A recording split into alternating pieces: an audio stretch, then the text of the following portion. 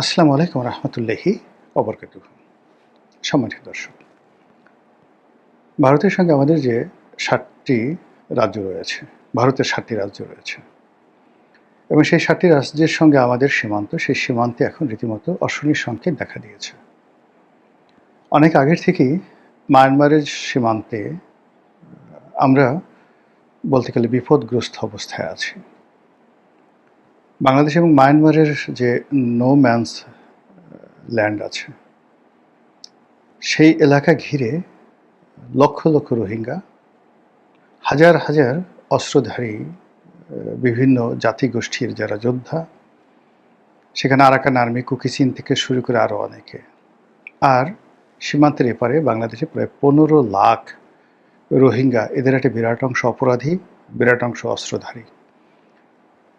এদের কারণে কী হলো, পুরো টেকনাফ, উখিয়া, কক্সবাজার, ৩টি পার্বত্য জেলা, এগুলো সহ এমনকি আমাদের যে চট্টগ্রাম জেলা, চট্টগ্রাম শহর, বিভাগীয় শহর, আমাদের প্রাণ, এই অঞ্চল আমাদের হাতছাড়া হয়ে যাওয়ার আতঙ্ক বিরাজ করছে।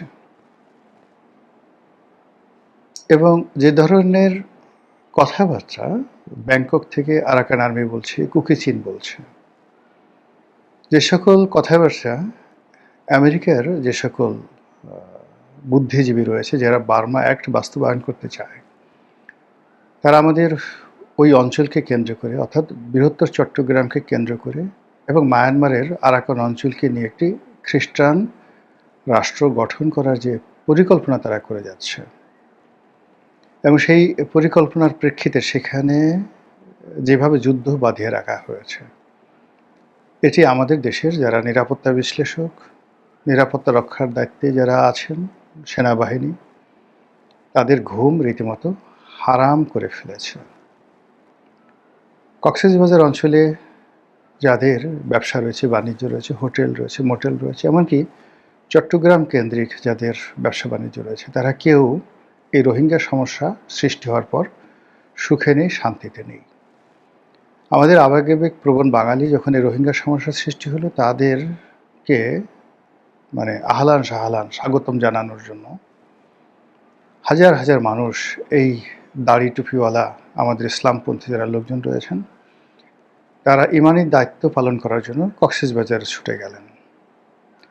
ওই সময় তো আমি বলেছিলাম যে এরা এতটা খারাপ, এতটা বজ্জাত, এই রোহিঙ্গারা, তাদের ইতিহাস, এই মুঘল আমলের তারা কি অপকর্ম করেছে, এগুলো নিয়ে আমি টেলিভিশন টক শোতে বহুবার বলেছি এবং বাংলাদেশ প্রতিদিন পত্রিকায় লিখেছি যে এদের মতো এরকম বাজে স্বভাবের কোনো লোক নেই। আজকের যারা আলেম ওলামা তাদেরকে স্বাগত জানাচ্ছেন, খুব দ্রুত এদের জন্য সবাইকে কাঁদতে হবে, সবাইকে কাঁদতে হবে, এবং এখন পরিস্থিতি প্রায় সেই পর্যায়ে রয়ে গেল।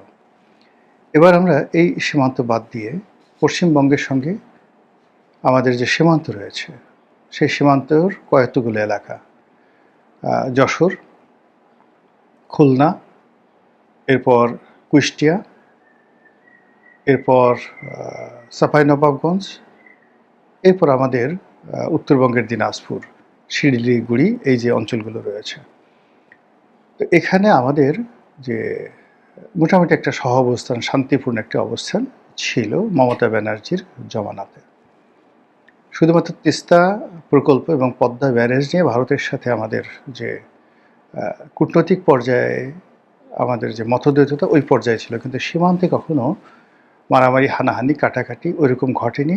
যেটা হয়েছে সেটা হলো বাহিনীগুলোর মধ্যে, আমাদের বিজিবি, ওদের বিএসএফ, তারা গোলাগুলি করেছে এবং সীমান্তের আমাদের অংশের মানুষের ক্ষয়ক্ষতির শিকার হয়েছে, ভারতের মানুষের ক্ষয়ক্ষতির শিকার হয়েছে। আমাদের অংশগুলো আমাদের পত্রিকায় এসেছে যে বিএসএফ এইভাবে গুলি করে এত লোককে মেরে ফেলেছে।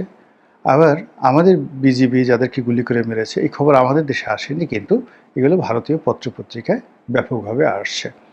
ফলে এই সীমান্ত উত্তেজনার বাইরে মূলত আমাদের আসলে ওইরকম মেজর কোনো সমস্যা ছিল না। পুরো মমতা ব্যানার্জির জমানায়, তার আগে জ্যোতি বসুর জমানায়, বিমান বসুর জমানাতে, বা অন্য যারা বামপন্থী সরকার ছিলেন, এমনকি একেবারে সে 1953 থেকে যখন ডাক্তার বিধানচন্দ্র রায় ছিলেন, তখন থেকে আসলে আমাদের সাথে ওইরকম কোনো সমস্যা হয়নি।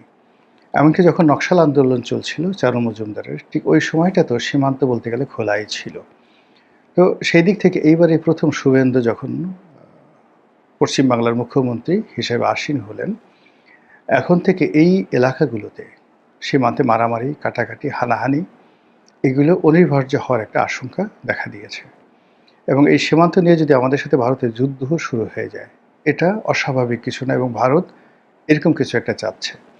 গত ২ বছর ধরে আমরা শুনে আসছি ভারতের পত্রপত্রিকায় ভীষণভাবে ভারত সরকারকে প্রভোগ করা হচ্ছিল যে এখনই বাংলাদেশে সৈন্য পাঠিয়ে বাংলাদেশ দখল করা উচিত। এখনই সার্জিক্যাল স্ট্রাইক চালিয়ে মোহাম্মদ ইউনূসের সরকারকে তারা ঠাট্টা করে ডক্টর মোহাম্মদ ইউনূসকে মোহাম্মদ ইউনূস বলতো, আর কেউ কেউ বলতো মিয়া ইউনূস। মানে ওই যে একজন পর্নো তারকা আছেন মিয়া খলিফা, সেই মিয়া খলিফার নামের সঙ্গে ডক্টর মোহাম্মদ ইউনূসের একটা নাম সংযোগ ঘটিয়ে তাকে একজন বাজে মানুষ হিসেবে চিহ্নিত করার মানুষে ভারতীয় পত্রপত্রিকার বা সাংবাদিক যে সকল লোকজন ইউটিউবে আসতো বা তাদের যে সকল মিডিয়াতে তারা কথা বলতো, তারা এই দুটো শব্দ উচ্চারণ করতো, মোহাম্মদ ইউনূস। এখানে মোহাম্মদ শব্দটিকে অপমান করা হতো, আর মিয়া ইউনূস মানে এখানে মিয়া কথা বলে ওই মিয়া খলিফার সঙ্গে মিলিয়ে ডক্টর মোহাম্মদ ইউনূসকে লাঞ্ছিত করার চেষ্টা করে তারা বলতো যে আমরা ওখানে কামান সেট করেছি, আমরা ওখানে দূরপাল্লার বা মাঝারি পাল্লার ক্ষেপণাস্ত্র করেছি, ওখানে ১ ব্যাটালিয়ন সৈন্য আছে, ওখানে ১ রেজিমেন্ট সৈন্য আছে। এরকম নানা রকম গল্পগুজব শুনে আমরা ভয়ে ছিলাম যে কোনো সময় সীমান্তে মারামারি লেগে যেতে পারে। কিন্তু ডক্টর মোহাম্মদ ইউনূসের জমানাতে সেটা হয়নি। এরপরে যখন তারেক রহমান সাহেব ক্ষমতায় এলেন, আমরা ধরে নিলাম যে ভারতের সঙ্গে আমাদের দীর্ঘদিনের যে বিরোধ গত ২ বছর যাবৎ চলছিল, এই বিরোধ নিষ্পত্তি হবে।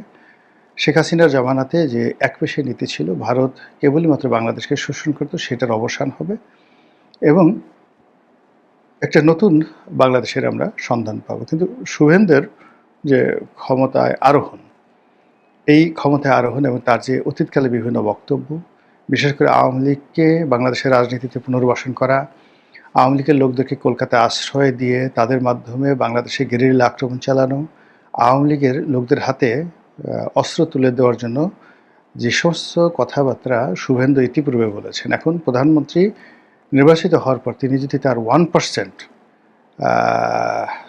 সেইগুলো মানে করার চেষ্টা করেন, জাস্ট 1%, তাহলে ১৯৭১ সনের মতো একটা অবস্থা তৈরি হয়ে যাবে। ১৯৭১ সনে এই ভারতের এই অবস্থার কারণে কি হলো, পাকিস্তান আর্মি অনেক আগেই তারা সীমান্ত কিন্তু ছেড়ে দিয়েছিল। ১৯৭১ সালের যে ২৬শে মার্চের পরের থেকে পুরো সীমান্তের যে নিয়ন্ত্রণ, এটি বাঙালিদের হাতে ছিল, মুক্তিযোদ্ধাদের হাতে ছিল, ভারতের হাতে ছিল।